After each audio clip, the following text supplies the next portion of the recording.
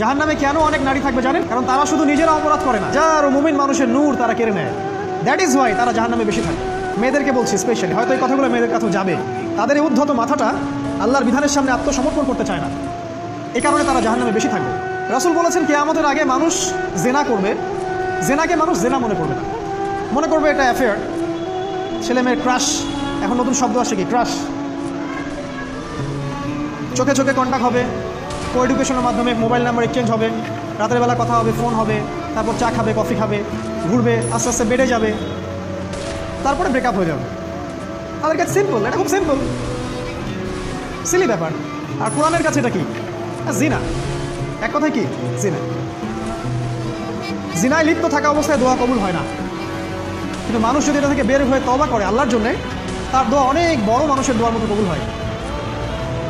ওই তিন বন্ধুর একটা হাদিস আছে না, গুহার মধ্যে চাচাতো বোনকে একা পেয়েও সে ফিরে আসছিল আল্লাহর ভয়ে, আল্লাহ পাক তাকে গুহা থেকে বাঁচায় দিচ্ছেন না? হাদিসটা পড়ে দেখবেন, অনেক বড় হাদিস। জিনা থেকে দূরে থাকলে হৃদয়ে নূর আসবে। আপনি আমি যদি আমাদের চোখকে এই পর্যায়ে নিয়ে যেতে পারি যে কোনো গায়রে মাহরামের দিকে চোখ পড়লে আমরা নামিয়ে নিচ্ছি, তখন আপনি ফিল করবেন আপনার মনের মধ্যে নূর আসছে। এই যে আমি এখন একটা লেকচার দিচ্ছি, আমার খুব ভালো লাগছে, ঠিক রাস্তায় যেতে যেতে যদি আমি 8-10টা মেয়ের দিকে তাকাই, আমার এই নূরটা উঠে যাবে। জাহান্নামে কেন অনেক নারী থাকবে জানেন? কারণ তারা শুধু নিজেরা অপরাধ করে না, হাজারো মুমিন মানুষের নূর তারা কেড়ে নেয়। দ্যাট ইজ ওয়াই তারা জাহান্নামে বেশি থাকে। আরেকটা মেজর কারণ হচ্ছে তাদের এই উদ্ধত মাথা। মেয়েদেরকে বলছি স্পেশালি, হয়তো এই কথাগুলো মেয়েদের কাছেও যাবে।